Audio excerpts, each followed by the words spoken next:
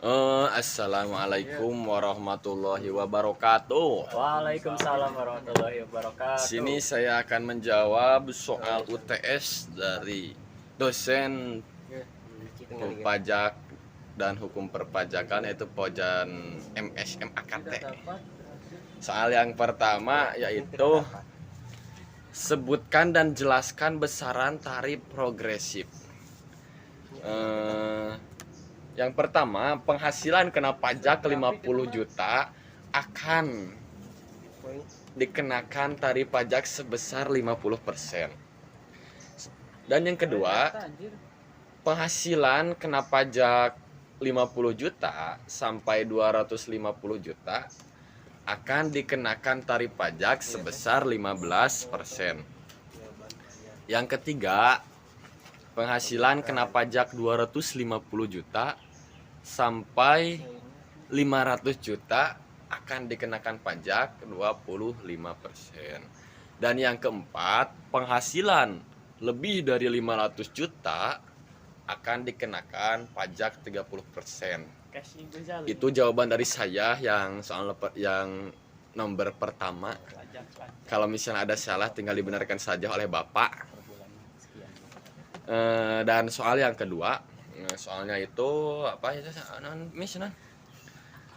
sebutkan dan jelaskan tarif PTKP terbaru. Berdasarkan PMK 101/2016, TK 0 atau tidak kawin 0 tanggungan, PTKP-nya yaitu 54 juta.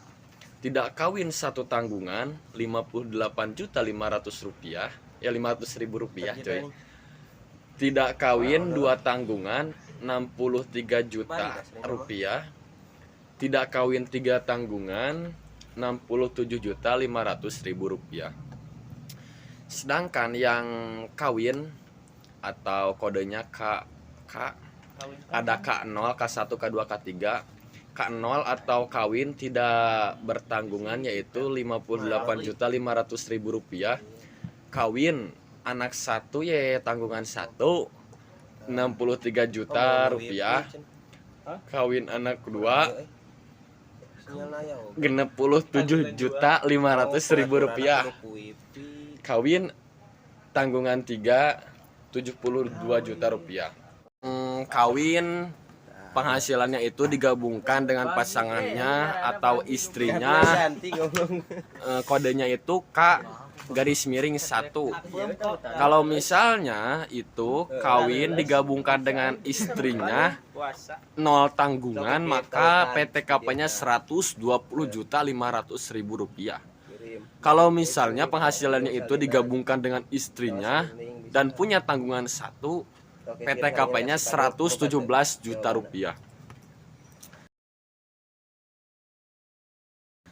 Penghasilannya itu digabungkan dengan istrinya dan mempunyai 2 tanggungan, PTKP-nya 121.500.000 rupiah.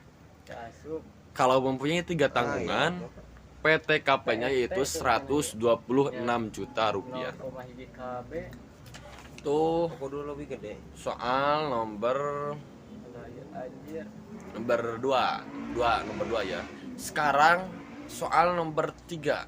Sebutkan dan jelaskan dalam bentuk tabel batas akhir pembayaran dan pelaporan PPh. Karena ini harus berbentuk tabel, maka jawabannya akan ada dalam layar ini, Gus. Jenis pajak ini batas pembayaran dan batas pelaporan pajak. Jenis pajak PPh pasal 4 nomor 2 store sendiri. Batas pembayaran paling lambat tanggal 15 bulan berikutnya. Sedangkan batas pelaporannya tanggal 20 bulan berikutnya. PPh pasal 4 nomor 2 pemotongan. Batas pembayaran paling lambat tanggal 10 bulan berikutnya.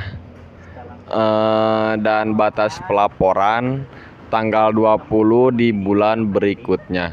PPh pasal 15 store sendiri. Tanggal 15 bulan berikutnya, tanggal 20 bulan berikutnya. PPh pasal 15 pemotongan tanggal 10 bulan berikutnya. batas pelaporan tanggal 20 bulan berikutnya.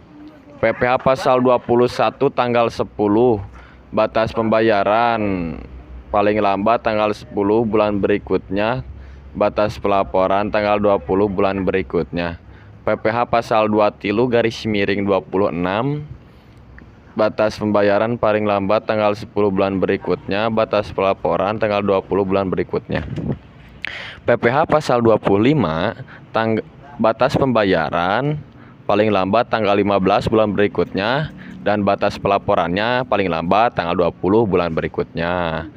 PPh pasal 22, impor stor sendiri dalam kurung dilunasi bersamaan dengan bea masuk, PPN, PPNBM. Batas pembayaran paling lambat saat menyelesaikan dokumen PIB. PPh pasal 22, impor yang pemungutan oleh bea cukai. Batas pembayaran paling lambat 1 hari kerja berikutnya. Batas pelaporan paling lambat hari kerja terakhir minggu berikutnya. PPh pasal 22, pemungutan oleh bendaharawan. Batas pembayaran paling lambat hari yang sama dengan pembayaran atas penyerahan barang.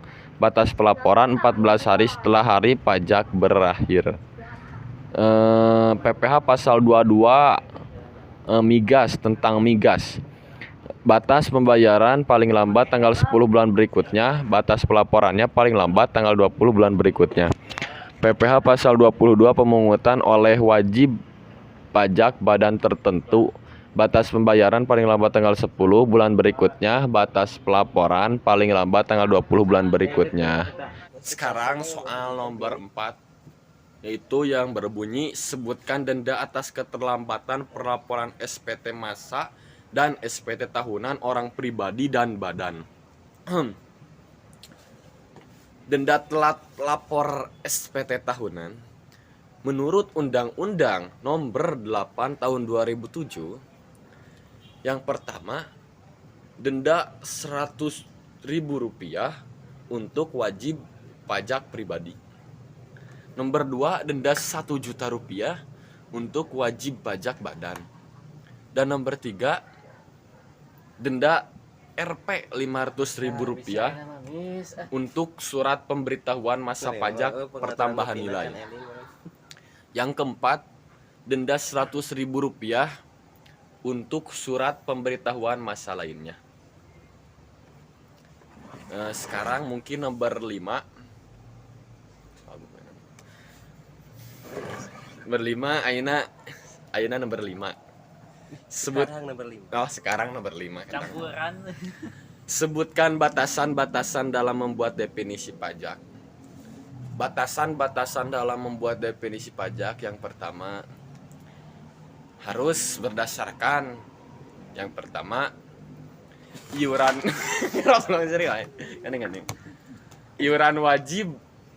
iuran wajib rakyat kepada kas negara. Yang kedua, bersifat memaksa berdasarkan undang-undang. Yang ketiga, kontraprestasi tidak langsung. Yang keempat, digunakan sebesar-besarnya untuk pembangunan negara. Mungkin itu soal-soal uraian telah saya jawab, dan sekarang ada soal lagi, soal khusus. Itu soal argumentasi untuk menguji nalar dan daya kritis bagi mahasiswa.